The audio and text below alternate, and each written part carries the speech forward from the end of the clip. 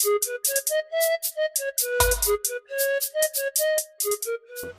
Joey Barton with a French accent. This is Michael van der Hoorn last week. Very nice. Sorry, Nico Bellic. Great success. In Brazil, ladies. My sister is number 3 prostitute. Speaking of it, In all of Bagley. I know.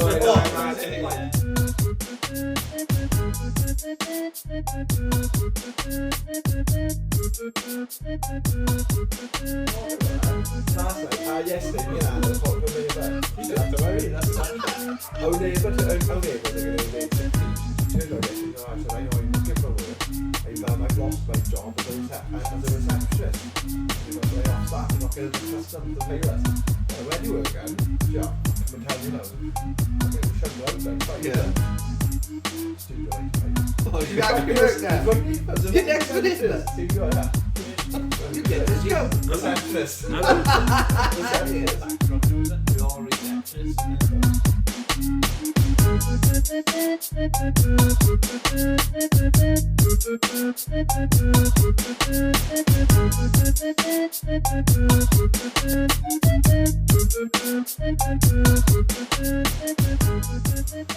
Hello, you're listening to the Gear 2 podcast. This is episode 9.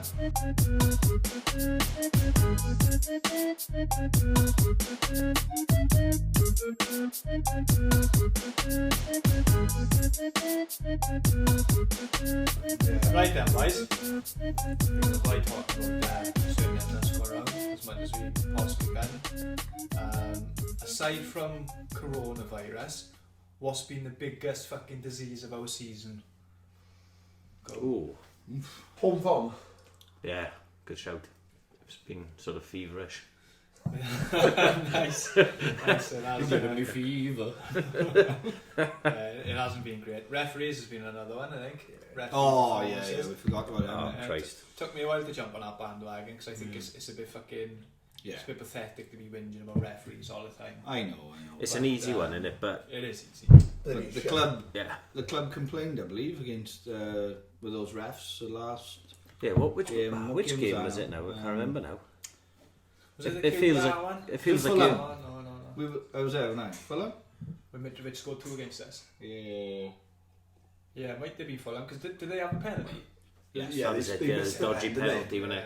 Yeah. So one where... Oh, that's right. Conor Roberts came on and it. Yeah. Fulham. We should have had a reception. We should have foul on Gallagher. Yeah. Which was blatant. That's ref right. Ref gives a penalty back because up the other end. the guy stood on Roberts. Yeah. And then obviously the decision at the end. That's the one. Oh, we saved the pen anyway, but then we saved Mitrovic it. scored later. That feels like an eternity ago. It does. I was Ev. I can't remember. That wasn't the last home game we've been to, though, was it? That was away. Oh, yeah, of course. Fucking hell.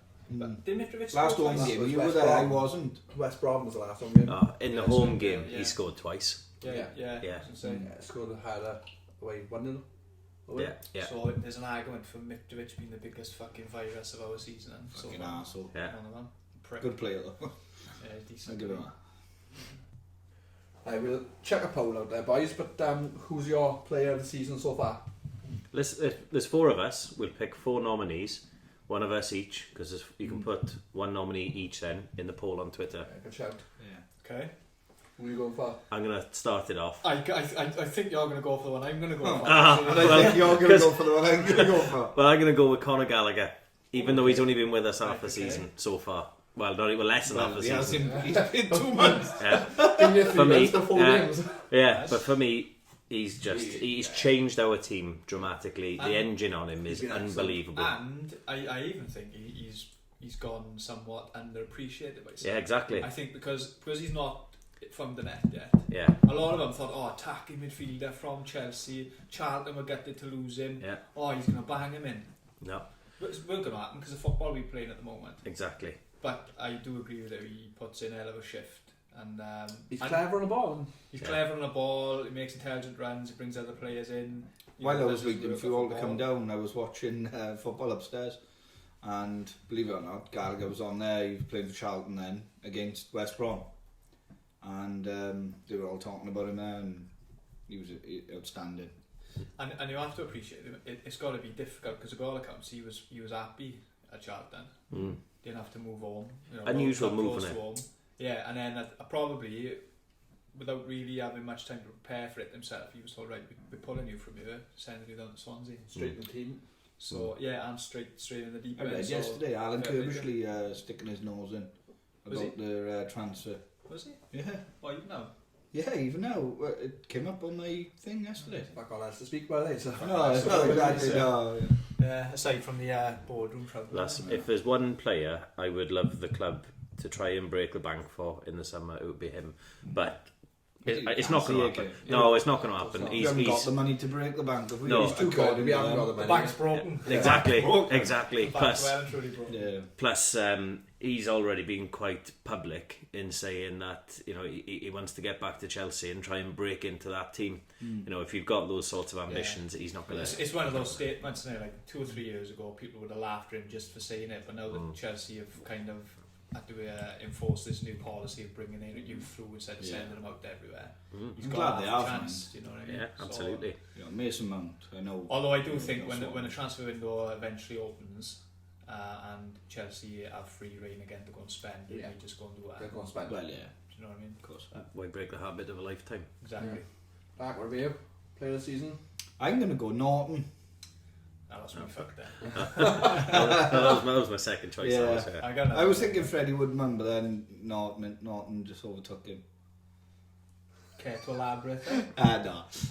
No, I remember watching a game down there, I think it was against Birmingham off the top of my head, when Norton came on, he scored the goal. And then from then on, he's more or less been in the team. We haven't really had Bidwell and Roberts fit enough for them to stay in the team, from what I remember. Norton was switching from right to left. Popped up with 2 important goals as well. Yeah, the important goals he scored as well. But he only scores screamers as well. Yeah, he just seems to be so calm at the back as well, and consistent. Also, consistent. But also, I feel that he's one of those players where the manager doesn't even have to chat with him. He just says, right back today, or he left back today. And he'll just get on with it. He never seems to cause a problem. No, he never puts in a bad performance, but yet he still finds himself in and out of the team. Yeah. And every time he comes into the team, he's never a problem. Doesn't matter what position he plays, you know what you're going to get. You could put him up front, and I honestly think he'd just come on and just try his best. Yeah, he would, yeah. The only blip on his record would be his ill-timed transfer request the day after he got relegated. Took me a while to forgive him for it. To be fair to him, I always players are poorly advised at times, but to be fair to him, he's been Mr. Consistent for us this season. Yeah. So, absolutely. Yeah, that's off to him. If a bigger club came in for him, we can hardly be surprised about it. No. Is his contract up? Yeah. Yeah, summer, yeah. But you know what's worrying as well? Like, when you say if a bigger club comes in for him, people's mind automatically go to Premier League clubs, and then you've got the safety net thinking, but he's not Premier League quality. However, we're at a time, if we're all honest, there are bigger clubs in our division that could take him. Exactly. So, absolutely. Definitely. What are you going for? Well, considering Clarkey stole mine, I'm going to go for, even though it's quite obvious, Andre Ayew. Oh, I'm fucked that as well. And I'm going to go for Andre Ayew for a number of reasons. He's not perfect by any stretch of imagination. He wanders about and kind of does his own thing at times, and he's not the most dependable when we're out of possession, I would say. But what he gives us going forward, he slows it down a bit, doesn't he? And in terms of effort, quality, strength when dribbling, you don't see many people knock him off a ball. No, not many. His goal return, his connection with the fans, he's not shy. He knows he's a star player in that team. Do you know what I mean? Which gives him the sort of confidence and authority to kind of gee the supporters up. When we need it. And he's come up with vital goals this year. So Andre Ayew for me. That's for mine. Andre Ayew. I think I'll go for set the dogs off. Big fan of Andre. It's a Borja for me, I think, for his August impact. I'm joking. I'm actually joking. For me, it would have to be Woodman. I would have gone for you, but I think that you look at the weakest area we had last year, which was in goals. And I know he had a blip in form, and people criticised him for Yeah, it. I was one of them. Exactly, I was as well. I was one of his biggest critics. But people went OTT on the criticism as well. Directed at him. He's a young lad. First time he's playing first team football, and the last few weeks again he's bounced back, been excellent, kept a lot of clean sheets, not conceding from set pieces. His distribution can improve, but he hasn't put too many. Those two penalty saves in a row were really hard. That made me back off big style, because like I said, I was. It's got the fans back on side, isn't it? Yeah, massively. Fans are starting to doubt, but he's a young lad. He's had a bit of a blip in form. He's not the only one. You just notice him once you keep back, you start panicking. But he seems to come through that, so he'll get my vote, which is probably. I'm just hoping the criticism that he has brought this out of him. Because I think every player needs being criticised. All right, there's a level of criticism, not like. There's a way to do it. There's a way to do it. We chat about it. We don't take it it don't really go anywhere else. The thing is, they lap it up when things are going well and they're getting praise. They're quick enough to enjoy it and read it, and no doubt they're on their phones taking it in. You have to take a rough with the smooth, don't you? Regardless of what your profession is. So. I think as long as criticism towards a player is constructive, and you're not being a prick, or you're not being abusive, or just spewing out bile for the sake of just being. Yeah, absolutely. That player will find just as many people that will think that he's had a good game. The number of times where we walk back from the Liberty to where we park, right, and we're all chatting about the game, and we'll all be saying one thing, but I do tend to listen a lot to what others around me are saying as well. Yeah. And you'll find they'll say the polar opposite. It just goes to show, so it's a game of opinions, and you could have 10 different people and they'll see 10 different games. That's right. Yeah, you're watching different players as well,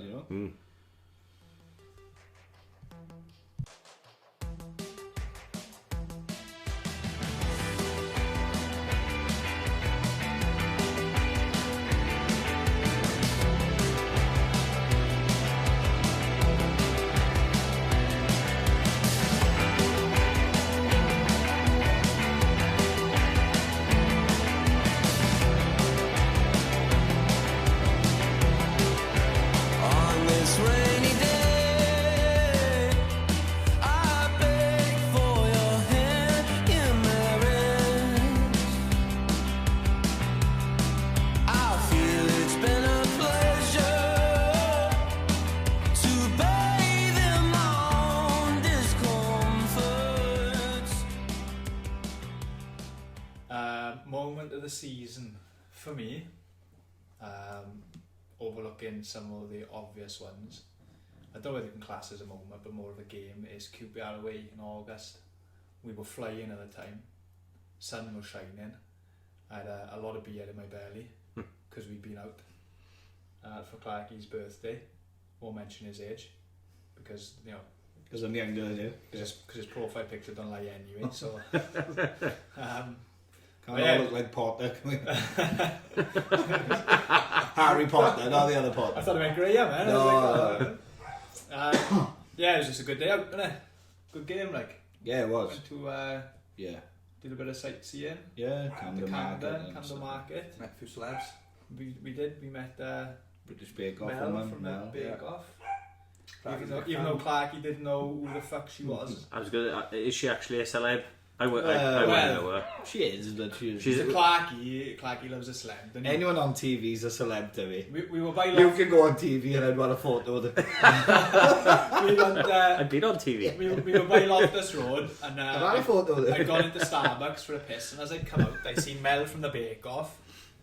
Bless her, she had to sit, that table that's right next to the toilet door. It's probably buzzing, but she carried on like a trooper. She was pitching some TV idea to a friend of hers. And I thought, that's fucking someone famous, I recognise her.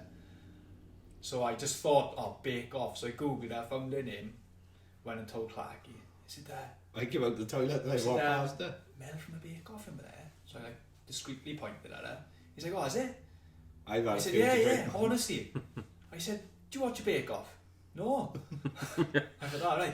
He said, no, I'll have a photo with her, all. And he did. He went in. And you could see him, and I stayed outside because I find all that behaviour from him embarrassing. What do you call it? He's a social hand grenade. So I sent him in there now, and he's like tentatively walking towards her. I could see him stop, turn around and like mouth the words to me through the glass window. It is her now, isn't it? And I thought, oh, it is her, but how funny would it be if it was just some random person? And I told him that it was someone off the TV. So, yeah, he would have fought with her, I think. Yeah, she loved my white trainer. She loved the white trainers, yeah. And yeah, we had a good result. I mean, we won 3-1. Yeah. Borja Baston was the best player in the world at the time. McBurney was a jack. McBurney was in the crowd. Telling QPR to fuck off at any opportunity. So, yeah, that's my moment of the season. Good show. Boys, go on. The one for me was, it was a long old day, but Leeds away. Yeah, that's what I was waiting for. Yeah, that one. We went up to it and we were thinking, oh, this is going to be one hell of a long drive back if we lose this. And we came off night. So that's right. Yeah, you tried to have a kip in the car on the way back up, on the way up there, and it was sort of just dreading it, and then as the game went on and on, we're thinking, oh, I don't know what, we're taking a 0-0 draw. Yeah. Oh, that wouldn't be so bad actually. And then it's going on. We're just thinking, come on, just hold on for the draw now. Just hold on for the draw. Don't concede.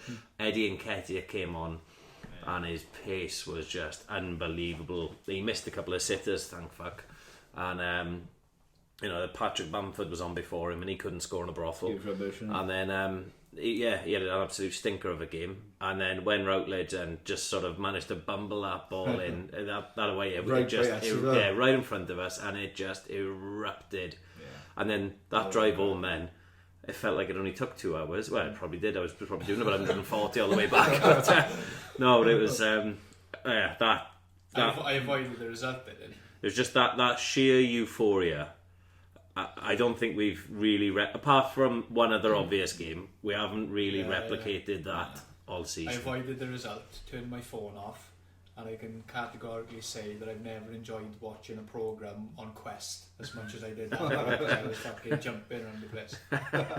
And I couldn't believe it. I was just watching it, obviously watching highlights, like obviously you guys there, thinking, oh fuck, they're going to score.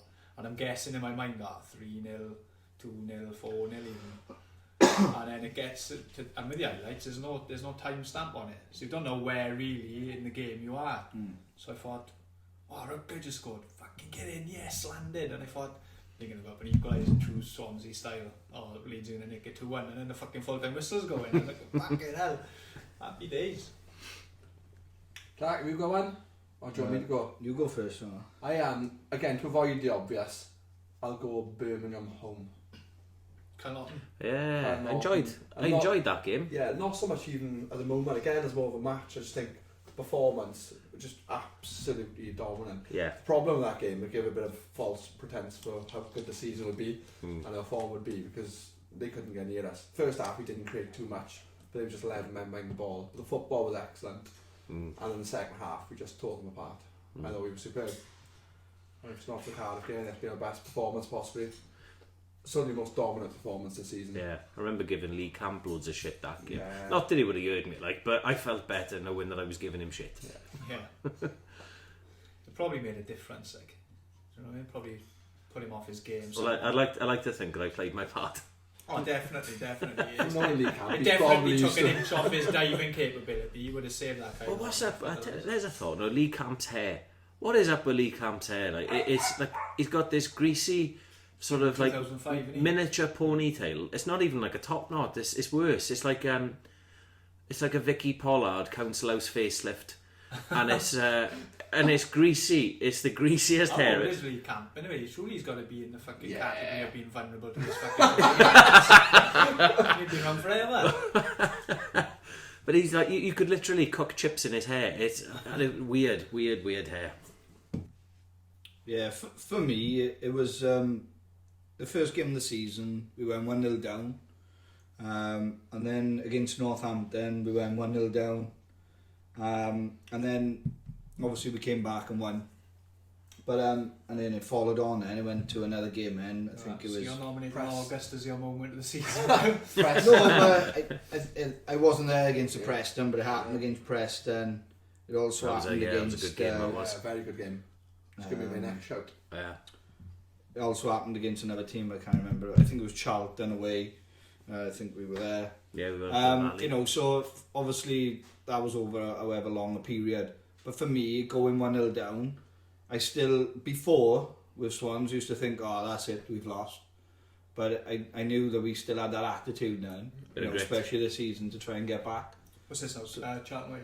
Yeah, but not just that game, obviously the other games as well. So even now, I don't tend to worry anymore. Like if we do go behind at the start, so for me, that type of moment for me, we've picked up a phenomenal amount of points this season when we've been behind. I think where we benefit this season massively is we tend to go behind really bloody early. Yeah, which gives us a lot of time to get back in. That I helps. don't tend to panic. I think there's a bit of a mindset certainly set in to believe that if we're behind, it's fine. Might not be a moment as such, but it's a positive for the team. So you spent 5 minutes scrolling through our results to pick no moment in No moment in particular. Clarkey's favourite moments are the games we go behind in. Pretty much. Maybe a bit of moment then. But that's, as you sort of alluded to there, that's one of the big differences between last season and this season. Yeah. It's last season when we went behind, certainly in my mind, and I could probably say for a few other people as well, is that as soon as we were behind, it's like, right, there's game over then. Yeah. I think we didn't have that grit, whereas this season we definitely do have that bit of grit. I think that's one of the things in football is last season we spent so much long in for what we have now, but then this season now we've got a lot of what we were missing last year. We're now longing for what we had last season. Yeah. It's very hard in this division on our budget to sort of combine the both, because if you do, you're going to walk the league. Yeah. But it's nice to see a bit of an improvement in the sort of mentality this year. 100%. So I had a few moments rather than one. And greedy not one of us picked Cardiff. Well, we would go into, I think, when I think all of us would have picked that, wouldn't we? Yeah, that was to good. A certain extent. Yeah, it was good. That alongside, you mentioned about Birmingham there, and that was another. Yeah. I think that was the most dominant game. But I think it was a mix of two things. It wasn't just that we were exceptionally good, but Cardiff were also exceptionally bad at that time under Warnock. Do you think? I often think, leading up to the first South Wales derby, that our woeful defeat at home to Brentford on the Tuesday night played a massive part in. I felt less nervous because we'd been so poor in the week. Yeah, that's what I'm saying. If we'd have cruised to a 2-0 win against Brentford, I thought we would have been vulnerable going into the Cardiff game. But the shock of a 3-0, and it was a shock at the time because we weren't losing many games. Wouldn't be a shock anymore, but the shock of losing to Brentford at home. Was it 3-0? Yeah. J.D. Silva just dominated. Yeah. Ben Rachman, Ollie Watkins, flying. The shock of losing that game just sort of refocused everyone prior to the derby match. So that probably would be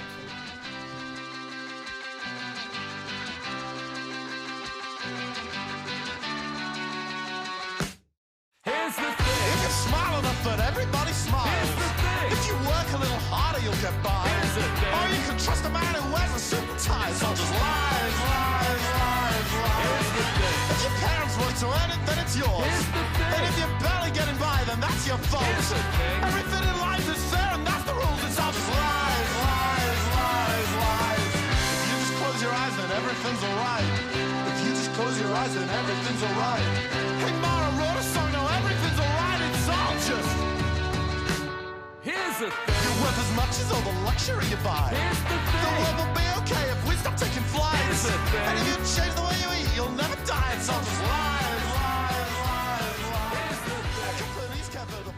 The next thing that we can talk about, and it has been a particular talking point over the season, is Cooper in or Cooper out.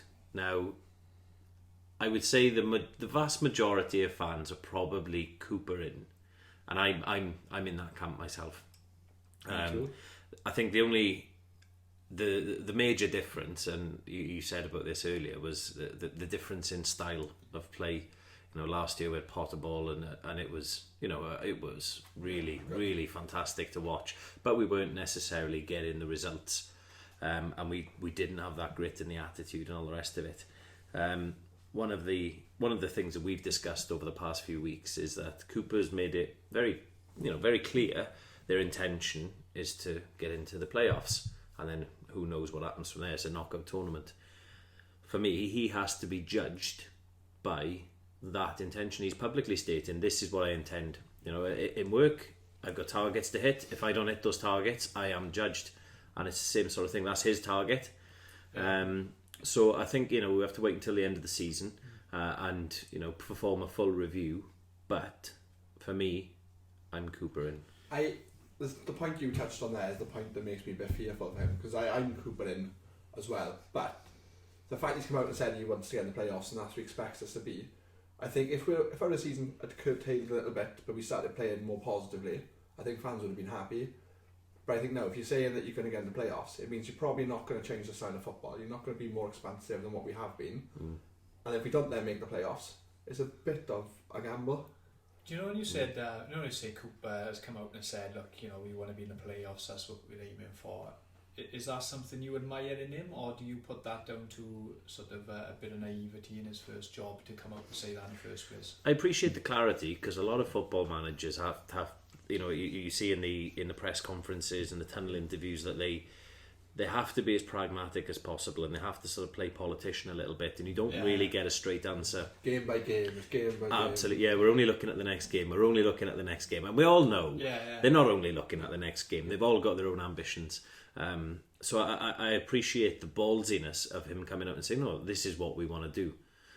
If he'd have said, oh, we are going to win the league, or we intend to win the league, I would have thought he's on drugs. But I think it's a potentially realistic goal, but I do also feel that pressure or that decision was actually made above for financial reasons. I remember, I know it's slightly different, and there is a comparison to be made, but if you think back to Euro 2016 and Chris Coleman, his response to journalist questions about, can Wales go all the way? And I remember sitting watching and waiting for the pragmatic response of one game at a time. He said, yeah, why not? He said, dream. He said, I want everyone to dream. He said, we're here to do our best. We're underdogs. That was the kind of vibe he was putting out, and I thought, you don't hear that often. Do you know what I mean? And I think lifts everybody. It does, yeah, and it certainly amps up the supporters, and as long as the supporter can think, yeah, I'll dream, but if we don't realise our dream, I don't necessarily have to go calling for the manager's head. I think I can just admire his ambitions from afar, as long as his efforts, to get there have been. It would have helped if it would have coincided with a few positive results, because we had a run of 4 games in around by the time he said this, which were not fantastic teams we were playing, leading into a tough run, and we struggled to pick up wins in those. I think we'd have picked up a couple of wins and got a bit of momentum, and then everybody would have been turned around going, do you know what, yeah, this is probably really realistic, but as it stands, we're a few points further away than what we'd want to be, looking on to put on a run of form when the season starts going again in a difficult run for of me, fixtures. So. I couldn't even believe that people were saying Cooper in, Cooper out. No. Like we just discussed, he's only been there 9 months. It's his first professional job, technically, league-wise then. I thought he'd done an outstanding start of the season, first time. Of course he was going to say into the playoffs, especially the start that we had of the season. I don't think that's where he thought that we were going to be. I don't think that's where the club thought they were going to be, really, because even we were a bit surprised with the start that we had. Great, it's put us where we are now, but for me, I couldn't even believe, just because we've lost 4 or 5 or however many on a run, that they were saying, "Oh, Cooper out, Cooper out, Cooper out." No, to me, that's not right. To play devil's advocate though, after August, our form hasn't been fantastic. We had a great start, and do you want to watch the style of football that's currently being played long term? No, it's. Do you know, you mentioned in style there, right? Sorry to cut you off there, but you mentioned in style. We have had in several games spells of brilliance, and it's been absolutely stunning. But I think what's been difficult is it's only been short spells. We've never been dominant, apart from a few of the games that we've already talked about. I hate sort of referring back to it, but last season that style was just phenomenal. These spells for me, I thought, and correct me if I'm wrong, at the very start of the season. No, because I thought we got really we played some great football at repetitive. Yes, that's my fear. Every team knew exactly what we were going to do. Yes. I think this point I allude to is I'm fully Cooper in, but only slight problem at the moment with him is that we seem fearful to take risks on the ball. Yeah. And I think that's where our great football's led to. We put some lovely passing moves together, and one or two I think like Gallagher and Bruce up top has helped us play some decent football lately. But I still think we look a bit shy to take risks. I think Bidwell's helped being back at left because he will bomb up and down the touchline. He has improved, but his form's improved a lot, Jake Bidwell. Yeah. He was I was a critic early in the season. Me too. And you know, I probably said a couple of things that were a bit over the top as well. But Clark, stop masturbating at the table. There's bionic cock. I'm trying to get that cock cage open. I shit myself. Everybody said that. I'm But he's you know, this second half of the season, credit where it's due, he's really sort of picked it up. He's been defensively more solid again, and that sort of dip of confidence, he wouldn't go past the halfway line at one stage, a little bit like what Norton was like in the Premier League. Didn't want to get caught. But he's come out of that now, and credit where it's due, he's been great. There's a problem with live streaming from Pets at Home, innit? It's the only shops left open that we're allowed to go in. Yeah. Thank you to Pets at Home for hosting us today. You can get 10% off your next rabbit if you quote Gate 2 online only. Here's a question for you. I always look at our squad in terms of expectations and think, wait, that's got to be one of, if not the most inexperienced squad in the league. Do you think the fact that we've got full Welsh internationals, do you think that gives a false sense of where players are in their career? Because you get players like Joe Roden now, who's, you know, I don't know the figures exactly, perhaps nearing 8 to 10 caps. Connor Roberts would have surpassed that amount of caps. Ben Cabango will soon be involved, you would imagine, in the Welsh setup. And that to me, that always seems to give a false sense of experience within a squad, because young Welsh players are hard to come by, and they do get called up into international fixtures early on. And it's easy for someone to just come in and watch the Swans. You know, who's that lad there? Oh, that's Joe Roden, full Welsh international, can take Euros by storm. It's easy for people to assume, alright, he's fucking brilliant, he knows what he's doing, he's 4 or 5 years into his career. Joe Roden's probably a bad example because he is fucking brilliant. Yeah, yeah. But you know what I mean. It gives a false sense of, you know, people forget that these players are still young. They still need second, third, you know, at best careers as professionals. Yeah. Even players like Matt Grimes, who wears our captain's armband. Yeah. You know, he's had a couple of loan spells. He broke through at Exeter, at a young age. But in terms of the amount of appearances he's made, it wouldn't be that high. But for a guy his age, do you know what I mean? At this level, so. Yeah. What you know, you're saying about the expectation levels on the squad, and once we have got a very, very inexperienced squad, what we do have is an incredibly talented squad.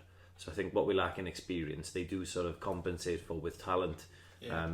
I would say on paper, we probably got a top 5 squad. Yeah, but it's that that lack of experience is I think one of the reasons for the lack of consistency. Times, yeah, and you know, seeing late goals and that kind exactly. Of thing. Yeah, they'll be tired. You know, the youngest lads in the teams, they're not going to have the same sort of stamina as your more seasoned professional. Yeah, and it's not so much the physical stamina; it's the mental stamina. Yeah, concentrating for 90 minutes. It's not easy. You know, if any of us try to do one single task. And concentrate for that task for 90 minutes, it's not an easy thing to do. Then on a football pitch where you're having to not just watch where the ball's going, you're having to watch where the men around you are going. You're having to instruction constantly. Yeah. You're having to anticipate play and react accordingly, and to keep that up for 90 minutes, it is mentally exhausting. Football has a reputation for being a bit thick. And some are, but you know, that's why we play like. Some podcasters are, but it takes, you know, one of the cliches that you hear banded around as well on the radio and things is like football in IQ, and I do think you could sort of have a separate intelligence quota for football. Yeah, absolutely. But again, you have to sort of grow into that, and again, it comes with experience.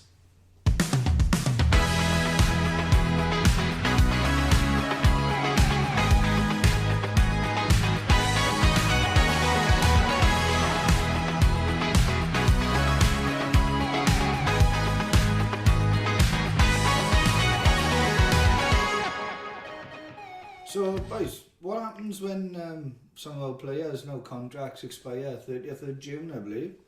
Not just some of our players. Well, okay. Squad. It's about, I think it's about 10 or 11. So the season's going to go on till you would imagine, even if we're lucky, the latter end of June. Some of the long guys Best case going. scenario. I think they've got a problem, boys. I know they've just signed that. They've just amended that law, haven't they? So the season doesn't have to finish the 1st of June. Right. There's an indefinite date. But that doesn't mean that's what's going to happen, because The contracts. you've got contracts expiring the 30th of June, which means we'll be down to a squad of about 11. And you're looking at the peak of this is still predicted to be going on, and the 12-week isolation period's up to the 30th of June. Yeah. We might not have football till July, minimum. For me, You know, what you do is you have there you can't has to transfer be- window where you sign people to play the last 9 games. There has to be some alteration to the Contract. rules and the contracting rules, if there isn't already, whereby you can offer players a month-by-month contract to the end of the season. You can't do rolling contracts. Can do rolling A contracts rolling anyway. contract. I would like to think that our players, and I know I'm probably living in cloud cuckoo land finish at it. the moment, would get together as a squad, say, right lads, for the boys out of contract, you know, we don't want to lose you. You've all worked hard for this common goal of reaching the playoffs. You know, by show of hands, who would consider a rolling contract on the terms they're on to see us through to the end of the season. And I'd like to think that most will put their hands up and say, yeah, okay, I'll go for that. So that rolling contract takes you to the end of August, so we might finish at the end Yeah, of August. end of August. But then you've got What happens with 10 the transfer 10 window? players, some who might be in the last years as a professional, then giving themselves 4 weeks to find and secure themselves a new club. Well, it'd be free agents, which would help their cause, wouldn't it? Or could they still carry on with the transfer window when it opens, but Yeah, they don't just move provisionally teams sign- yeah. until... They could provisionally sign contracts that would come into effect, basically, Yeah. at the end Well, of the at season. the end of the season. There's no simple solutions there. No. On the- There's on no, the- I don't think anyone knows what's going to Any happen. They decision don't know when that we're going will to be start playing made- football again. No, yeah? no. We'll have a knock-on effect, you know what I mean? On the flip side as well is, let's say I was a player now, and the boss had said to me, right, at the end of the season you're getting released, and then this circumstance with this virus happens, and you're getting towards the end of the season. He says, oh, will you stay on for an extra month or two to help us for the rest of the season? And inside I'd be thinking, nah, go fuck yourself, you didn't want me, so why the fuck would I help you? But you'd And that's also brutal, but Another team's just offered me a 3-year You'd deal. also be wary of your public image as well, though. Within Well, another football. team might come in for him. He Yeah, might think, fuck especially it, in, I'll go over yeah. there now. yeah. I'll go Yeah, earlier. I guess it depends on the player and what the history of the club Yeah. is. You know, I would like to think some would be reluctant to burn any bridges with the Swans are easily, especially you know, Most players it's tend not to just leave yeah. with don't want a to good clubs and age, you know what I mean? Yeah. But it's not just the Swans, it's No, a it fact could be that any every team, football league team, every team in the professional and below divisions. But I don't even know. It is going to cause. It's going to cause chaos, Yeah. but in a way, it'll be chaotic, but it'll just be nice though, regardless of the chaos, to have football in some sort of way back. Do you know what I mean? I saw a tweet a few days ago, and it might have even been Gary Neville, who said, you know, when we do get football back, and if we have got to condense the end of the season to 4 weeks, it could be out of a summer of football. yeah. Yeah, You know, we'll realise what we've missed first of all, and then all of a sudden we might have so much of it. But what do you think? You know, not Swansea related, but what do you think is going to happen? I honestly, I don't know. I don't know. It's strange. It's fucking weird time we're in, isn't it? Well, they've given it now April 30th, and then Yeah. till then. I think the games will be played behind closed doors. What if it carries on though? What if it gets worse? It'd be a Well, it's gonna massive get worse shame before it gets better to now. play it behind closed doors. Personally, I'd rather wait, finish the season, and then if you've only got half of the following season left in terms of the calendar, write the next season off, as far as I'm concerned. Because Because at they least haven't started. Yeah, exactly. At least But you're not Nothing's null been and void in affected. the season halfway through. And I agree that for me, there's things you can do next season. So you can you know, if you could do like a Scottish league setup where everyone plays each other once. You split the division in halfway through. You can stop FA Cup replays. You could scrap one of the cups, etc. Something problem will have to Carabao give, Cup won't needs it? to go there. But the problem, Something will have to but the give. problem Yeah, though, affect with something any- that hasn't happened. with any Don't let it option- affect something that's already happened. that's my Any point. option you've got though, which reduces the amount of games, you've got sponsors, you've got TV commercial deals. Sky and BT have already come out and threatened legal action if the season gets cancelled of 750 million. So, you know, although the answers might be right, you know, we can extend this as long as possible and start next whenever next needs to start. You've got transfer windows, you've got other divisions who may be doing different things which could leave you vulnerable. So it's not even as simple as that. So I don't think anyone knows what is going to... I don't think it's simple, but like Ganti said, I'd like to see the season finished. finish a season no matter how long it takes. They've already cancelled the Euros. That actually hasn't started, so like the point we're trying to prove don't affect something that has already started. I think cancel, as they cancel say, things the integrity of the season is where we are. The season should, for me, finish. Yeah. But then you stick. Even though I don't want Liverpool to win the Premier League. I'm feeling- Exactly, and I want the coronavirus to bottle it for Leeds as well. Do you know what? It's really United fans are going to be praying the season's void. Well, to be fair, United put up their public word on it is we very much believe the season should be finished, which you know that's off them, but Yeah, of course.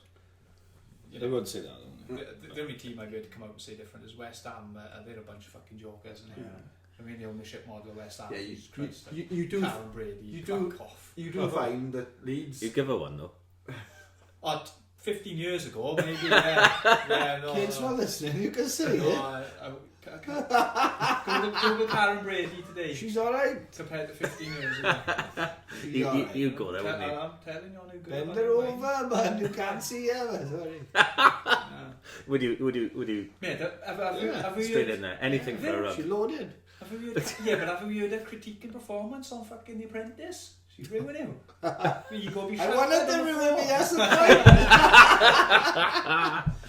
Do you know what? The withdrawal symptoms of football are fucking mad. I never played so much FIFA in my life to the point where I had to put it down. I was bored of it. And I'm still shit. I didn't know it was. I didn't know it was Saturday. I didn't know it was Saturday today until about 12 o'clock came. I started chanting on the TV. It's COVID-19. It's COVID-19. The deadliest virus the world's ever seen. That'll take off more than my Benka Bango chant. It would, yeah. Yeah, that Benka Bango chant was. Yeah. Yeah, do you know what? I wasn't buying that one. I've noticed the error of my ways actually, and then thought that there's no place for shit 90s dance music unless it's Clarkey's car. So I'm gonna leave it there, I think. You can bring it there. The love wagon.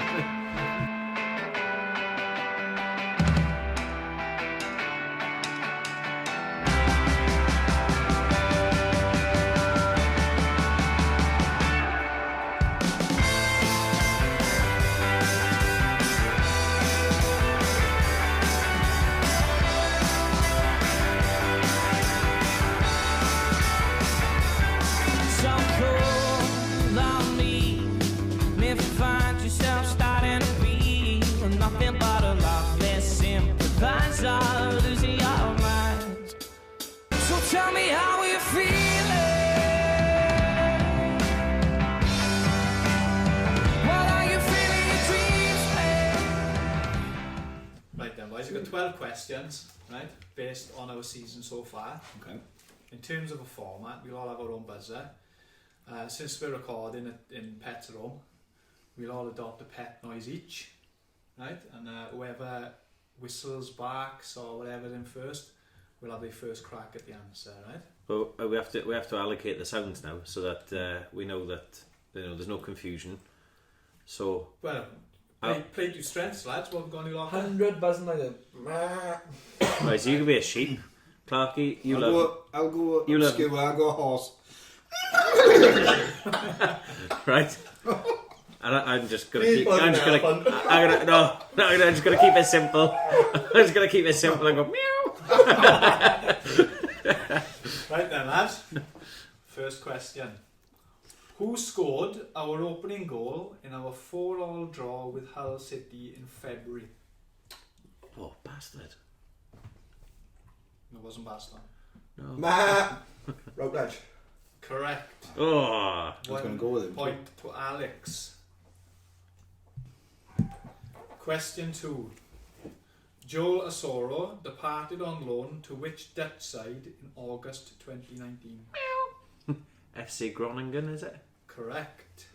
Top marks Well for done. pronunciation. Question 3. Former Swan striker Ollie McBurney caused a stir online by openly flirting with a UK porn star. Name her. Elbrook. Correct. We all do it. Funny that. We didn't know FC Gromberg, but we knew Elbrook. I thought Clarkey, the only reason Clarkey may have struggled on that question is if he follows so many of them that he could just, it'd be like finding a needle. Do you remember years ago when I first had my Twitter? We gotta put this on. Yeah. Where I added all the porn stars on the meshing them, let me fuck you. Most optimistic Twitter follower ever. Yeah. Right, question One got 4. back to me actually, but she didn't want to fuck me. She was putting a restraining order out. She only fucking yes, fuck off. Come on. Right then, lads. What match is Steve Cooper speaking about here? We can do better with the ball in the final third. Steve, no shots on goal. Yeah, I just said that. Yeah. Not really. Not for the the ability that that we okay. have in the team. QPR home. Was that you? Yeah. Correct. That was it, yeah. 0-0. Shit. The highlight of that game was Angel Rangel getting applauded by everybody all around the Liberty. That was the most exciting thing that went on. That's the noisiest he got. Yeah. Deservedly so, mind you, club legend. I haven't used my horse yet. Okay. Name the 2 players, one Swansea, one Blackburn, to see red in the club's 1-1 draw at the Liberty Stadium. I can picture it, but Blackburn's Bradley Dack. Swansea was... I know it. I think I know it. Is it half a point for each year, or? No, let him finish squeezing this shit out, and then you guys can have a bash it. Depending on who gets it animalised. Name. Give up. Yeah, you got it. Ooh. Carol. Yes. Dak. Correct. Oh, Thanks off the mark. 3-0 Carol. No, I had it wrong. I was going to I go knew it was Bidwell. centre mid, I knew it wasn't something normally plays. I couldn't think who it bloody was. It was Bidwell was sent off against Bristol, wasn't he? Yeah. I wouldn't have got Yeah, I'd never want to send it off either. No. Question 6.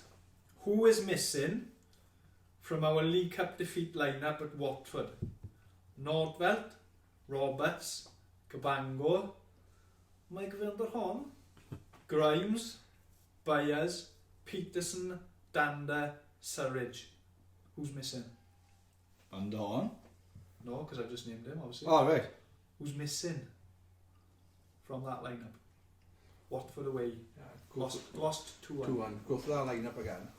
Nordvelt, Roberts, Cabango, Van der Horn, Grimes, Byers, Peterson, Danda, Surridge. Sorry, and I did miss out Bidwell. Bidwell. Because he was But playing he's not centre the one. half. He's not the one. Or actually, it might have been Declan John who was left back. He was. It was Declan John. Yeah, he was. But he's Yeah, not he the one played well missing. this one. He's not the one missing. There's someone missing. Jay Fulton. I was just about to say Falkland. Well, it's incorrect. So Oh. get those horse chops moving and guess someone else. Think about the lineup. I've named 2 centimetres. Routledge. Nay. Dyer. Correct. Oh, It straight was in there. right, yeah. Question 7. What was the score in our under-23's last fixture against West Bromwich Albion at Lando on March the 2nd? We lost 3-0. Incorrect. 4-0. 2. West Brom. Incorrect. 2-0 West Brom. Incorrect. I love the confidence we've all got in the 23s. 1-4-0. Ooh. Ambitious. No, not at all. Miles Got up. back there, didn't he? 2-1 to West Brom. No. This one could take a while, couldn't it? Yeah. I'm surprised it's passed. To be fair, it's not an uncommon scoreline, it's just the one you 3-1. mentioned. 1-0 to West Brom. Correct. Like that. Dog at it. Question 8. Dog wants to go. Andy Giedroyc equalised for Reading in their 1-1 draw with us at the Liberty earlier in the season. Who put the Swans ahead with just 3 minutes on the clock? Well, a bit more effort. What's it? Bit more effort into that Are you? horse noise, come on. Are you? Incorrect. Baston. Correct. God. Penalty? I can't remember. No, let me. Question 9. What nationality is on loan goalkeeper Stephen Bender? You like him? German.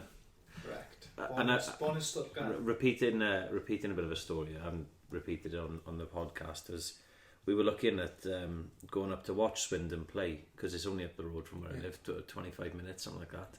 Thought, well, we'll go watch Steve Bender. And I went on the website to look at their tickets, and it was 28 quid to go and watch Swindon play. If you don't believe me, go on the website and have a look. 28 quid. I couldn't believe. I thought, no, I'm not paying 28 quid. That's pretty hard to get tickets at the moment. What was the score? Supply and demand. What was the score in the game that you missed out on that you were going to watch? Was it like a drab 0-0 where you've actually got a result? Well, no, I can't remember, to be honest. They've been flying, Swindon have. And the amount of clean sheets that Steve Bender's had has been ridiculous. Our number 1 next year if you don't secure Woodman? Yeah. 100%. Okay. Question 10. Who scored his first 2 goals of the season as a substitute in the Andre you. Correct. That's right, Northampton, wasn't it? Yeah. Question 11. Liam Cullen broke into the first team squad in 2020 wearing which squad number? Oh. 19. Nope. Who is number 19? I feel like that's someone prominent. Is it Ryan Brewster? Oh yeah, it is. Yeah, it is. Yeah. Surridge before him. 23. Connor Roberts. 32. Correct. Like Wayne Rooney. Question 12. What percentage of penalties faced has Freddie Woodman saved for the Swans this season? 60. Correct. Oh. 5 pence in 3. Quick maths. Look at that. Not my brother. Next Stormzy. Quick maths. The results are in, boys. Coming up in 3rd place, I've written this the wrong way around, is Clarkey with 1 correct answer. Coming in, can I get a drum roll of someone, please?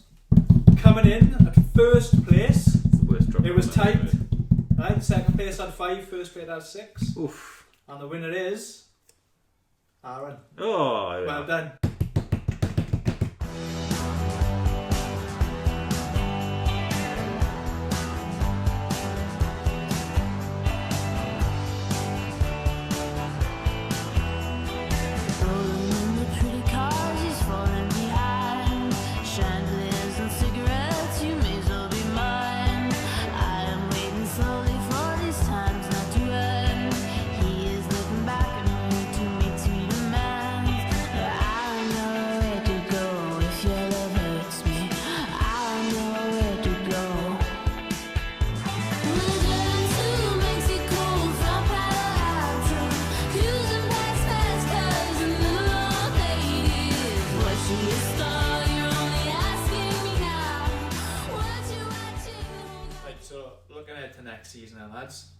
Lots of players out of contract. Might even end up going before the season's over with the way things are. But goalkeeper we'll start with, because Freddie Woodman's loan expires. Does anyone know if he got an option for another year or that? No. Not that I know of. So, and I know he's got a year left on his contract, doesn't he? With Newcastle. That's right. Yeah. Didn't they trigger an extension? They did. Yeah. Because I remember everyone getting excited at first, saying, "Oh, he's out of contract in there, just take him on a free." And Newcastle were a bit fucking cheeky with that, weren't they? What I would say, Definitely investment. what I would say would be Woodman situation is he might be available on a cheap, because the year later he'll be available on a free, and he'll be at the age where you won't need to pay compensation on that free either. So he may be available at a knockdown price. Not that we would maybe want to spend it, but and in terms of tell you what, buzzword at the moment, in terms of our contingency plan, right, for Freddie Woodman not being our number one next year, then you look at Stephen Bender, I would imagine, with the form and the season he's having with Swindon. It's got to be, but then who's going to be the backup? Because Mulder's also out of contract. Yeah. Mulder can go. Yeah, I like him, I do. Mulder's gonna go, ain't he? I really like him. You know, when you just see a player that's come to I know it's a cliche to say, but come to the end of his cycle at a club, and I would imagine, without knowing, he wouldn't have been one of the highest earners from our days in the Premier League, but he'd be on a decent wage for what is a backup keeper at a cash-strapped Championship club. He was brought in as third choice initially, wasn't he? Yeah. And wasn't it around about the same time as we brought in that Mark Birighitti, the Australian fella? Yeah. I've got all his training kit in my house. Ironically, I have a bag full of it. If I can have a bag if you want. So I don't know, it's a good question. Do you go for, in terms of your backup, do you go for an experienced out of contract player that's kind of been at a nomadic career in the Football League, or do you get Lee Campin with his glorious hair, or I was going to say I took that right off your tongue. Yeah, he did. I could see him doing his stretches on the end of his tongue. I thought I'll fucking take him. Or do you go for a young player? I guess the only problem again, another young player in on loan from a Premier League club, is that they're going to expect to be the number one. And if they see that Stephen Bender's already perhaps got that number one shirt going into the new season, they're just not going to come, are they?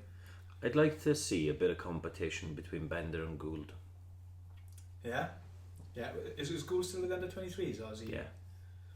I was going to say, I haven't heard that he's gone up on loan or anything. No, he's still there. But it's a big step up if both of those are our first team keepers. It is. Although Bender's we've had a lot of youngsters come through, don't get me wrong, but probably two first team keepers being boys who one's had a full season and that's it.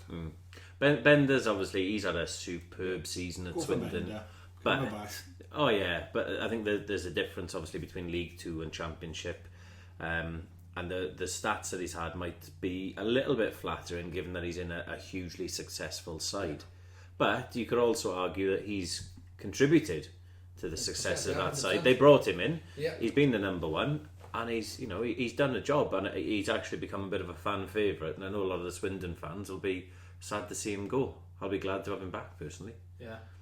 Who's our next out of contract player? Well, you've got, never mind out of contract, you've got the loanees going back as well. So you've got Brewster going back, you've got Gallagher going back. I can see Brewster doing another year. Yeah, Guehi will probably do another year. Wilmot will go back. You've then got Van der Horn and that's a big loss, that is, Van der Horn. So you've two defenders, Van der Horn and Norton. I think Van der Horn, in his own mind, now I this is pure speculation, right, and this is all in like my own head, but in my head, Van der Horn, in his head, is already left. I think he's wanting to go on to pastures new. I think so. He's a bit of a big fish in a small pond now. Yeah, and you see, he'd be looking at the majority of his teammates from when he arrived at the club have already gone on, to other things. Can I be slightly controversial? Always. I wouldn't miss Van der Horn that much at the moment. He's a fantastic player, and I still think he's our best defender. But at the same point, I'd be more disappointed if Rodon goes, and Rodon will go in the summer. But we've got Cabango, and if Rodon and Cabango are starting to centre halves, I'd be quite comfortable with that. I just don't think that's going to happen. My biggest fear with Van der Horn going is that we'll be left with Guehi and Cabango. I don't think Rodon's going. They're two very similar players, right? Absolutely. You've got Joe Rodon. He's got a cracking pass on him, and Van der Horn's got a cracking pass on him. Joe Rodon's a dribbler, whereas in a non sort of disabled way, and then you've got Or sexual way. Yeah, all that as well. I don't think you'd appreciate us talking about him having a drippy dick. Do you know when you're trying to drive a car sensibly and the passenger's steaming and just tries to hit you off track? Or something? That is like the podcast. He just grabs your Grabs the conversation handbrake. and just takes it in whatever direction he fucking wants it to go. But sort of, trying to steer it back on track. You know, he's a dribbler. Whereas we've got Cabango and Guihi. They are very similar in that. Defenders first. Yeah, defence first, and then they're very prone to sort of just hoofing it. Same. They just hoof it, and that's not really what we want to be seeing, I think. My fear with Rodon was, and I'm not sure how the delay of the Euros will affect it, but I thought if we go to the Euros, smash it, and those clubs that were looking at them thinking Maybe. he's perhaps about 6th or 7th on our list. Because they're all scouring worldwide before they come to championship clubs to buy their talent, let's be honest. Dan James would manage his first choice, no doubt. My fear was he'd have smashed it at the Euros and he'd have crept up and up clubs lists to the point where they've gone, yeah, fuck it, we'll take him. But you say that, but my fear is the opposite. So my fear is that Rodon's got a 12 to 15 million pound price tag and he goes to the Euros and plays well and his price tag goes up to 20 million. And now, without having the Euros, it maybe potentially loses a bit of value and a player who might be probably. I don't think he's going to go. I think we're going to a year in him. I hope so. That's the perfect scenario. So, yeah. That is the perfect scenario. You look at Trevor Birch's interviews, and when we went to that Q&A night and his interviews in general, where he's been open and saying to succeed, you're going to have to sell. The club relies on selling players. Yeah. So he is our sellable asset now, especially what's going on now.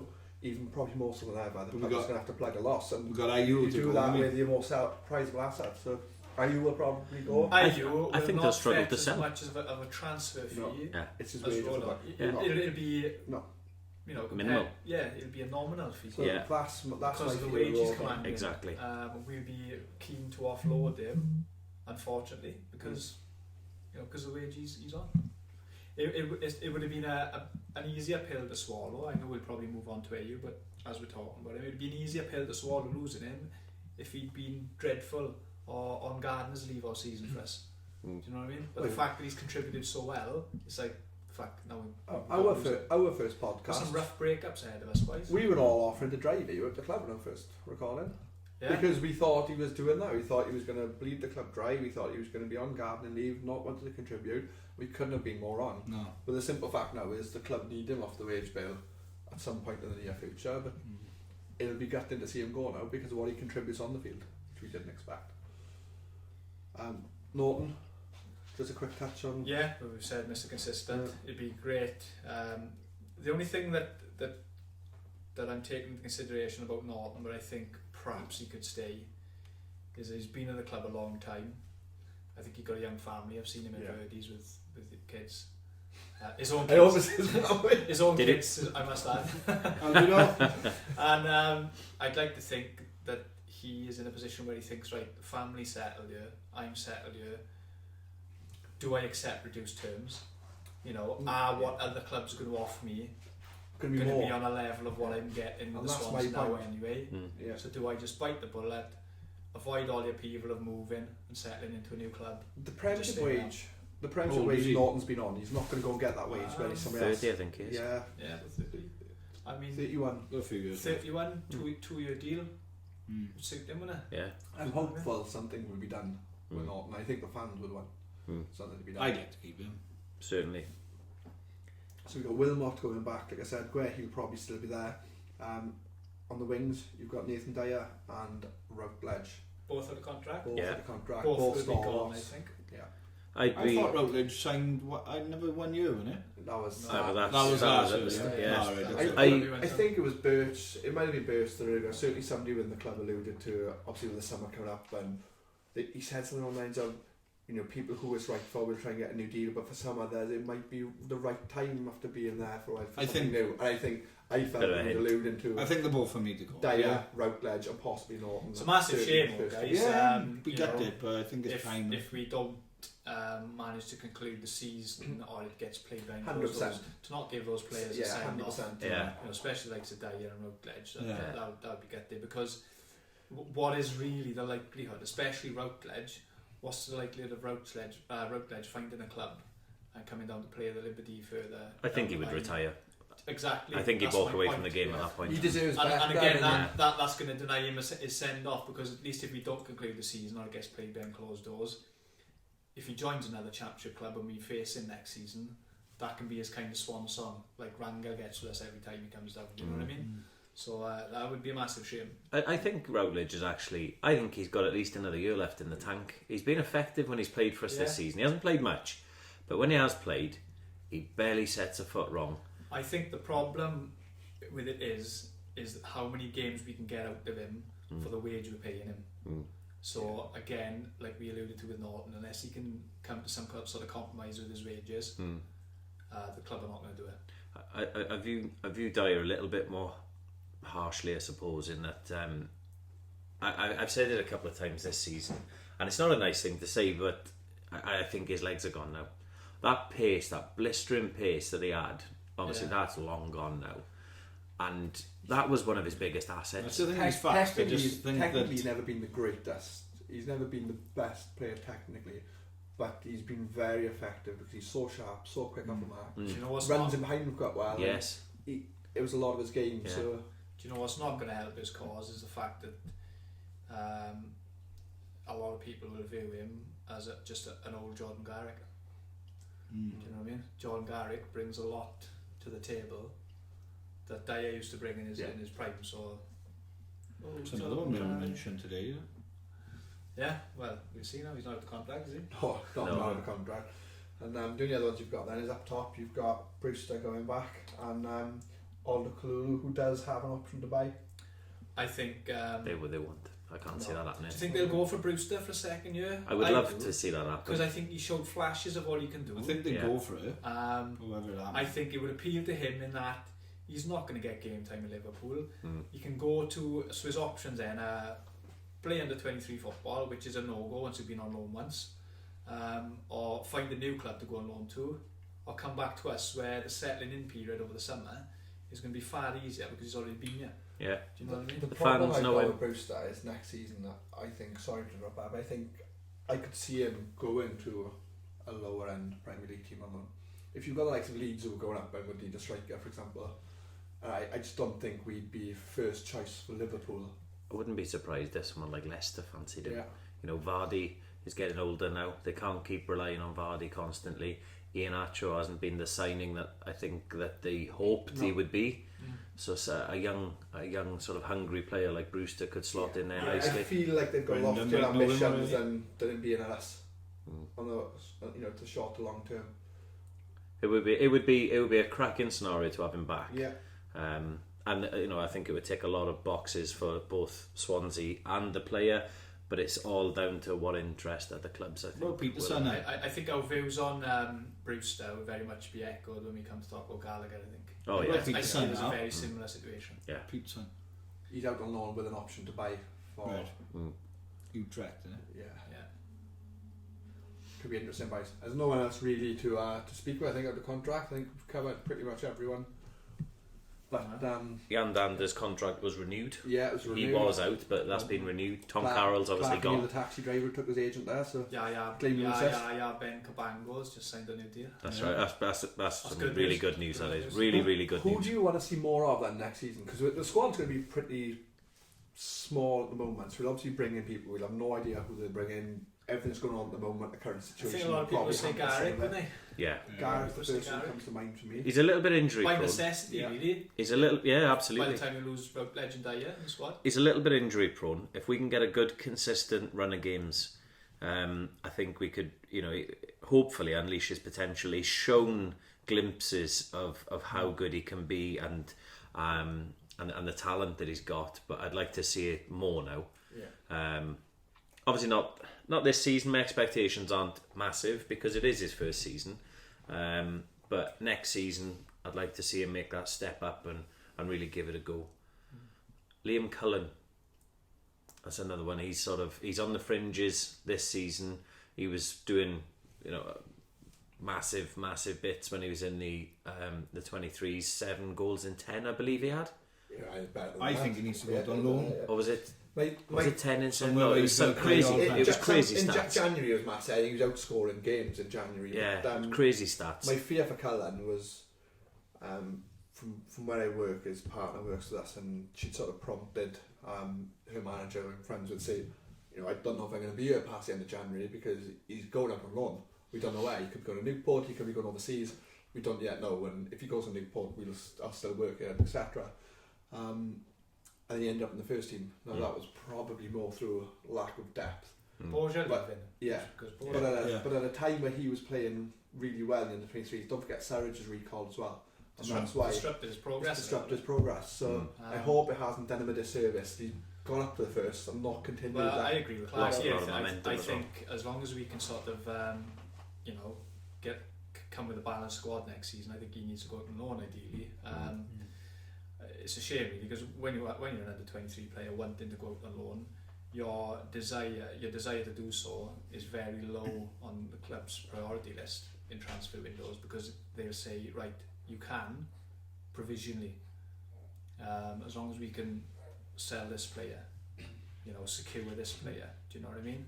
You're pretty low on the pecking order. I've seen it happen to a mate, whereby you're not going on loan. Then the club are telling you, right, there's a good chance of it happening. Then 2 days down the line, right, it's dead in the water. And then all of a sudden they've secured someone in, so now you can go. Do you know what I mean? So that would have been, it would have been great for Liam Cullen to have breaking through. It would have been exciting. It would have made his family proud. But it also would have been, I think it would have been disruptive to his development somewhat. I think a loan deal will suit everyone next year if we can do it. I'd love to see him get some first team football somewhere. Two others there that we haven't talked about are, one that it's not really going to have an effect on us, but Montero's going to be out of contract. Yeah, that's obviously going to be right, bye. And then we got CBR as well. Yeah. Now, I really feel for him in a way, right? Because in that last season, with his first season with us, he got a lot of criticism, but I don't think he was actually that bad. He got a few goals here and there. I've seen worse strikers, that. Oh, absolutely. I've seen a striker this season, Yeah. paid about 40 grand a week up top. Exactly. And then, obviously, this season he August's player of the Yeah. World Player of the Year. He's your best friend, don't slag him off. And then He's a bowling buddy. Really nice bloke. this season, obviously, he's going. Went out on loan, and that could have been his opportunity to really sort of get some momentum, get some regular playing time. Injured, didn't he? Exactly, and he's had that horrific injury. He's going to be out of contract in the summer. He's probably going to be fearful, thinking, right, well, what's my next move? That's Swansea going to give me another season? It's a or? shame, he's a boy who loves the club. Yeah, he's very interactive with the fans on social media. Especially the ones digging him out. Yeah, Yeah. It's always entertaining. he's. I get the impression anyway that he does enjoy being here, and Swansea fans generally tend to be drawn to the ones that like being Absolutely. there. Yeah. It's like a two-way relationship, isn't it? The thing is, it's one of them. We've not seen enough of him to really know what we're getting out of him as a player.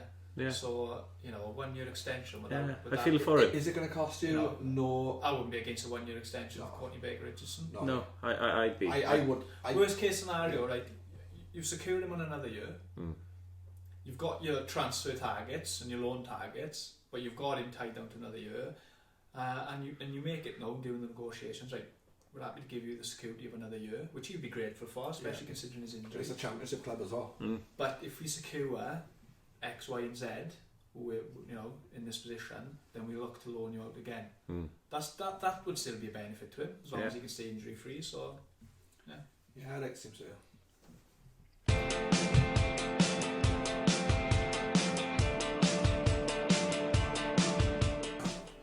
Thanks for listening to the Gate 2 podcast, and if you can leave us a like, interact with us on Twitter, share, retweet, we greatly appreciate it. Thank you.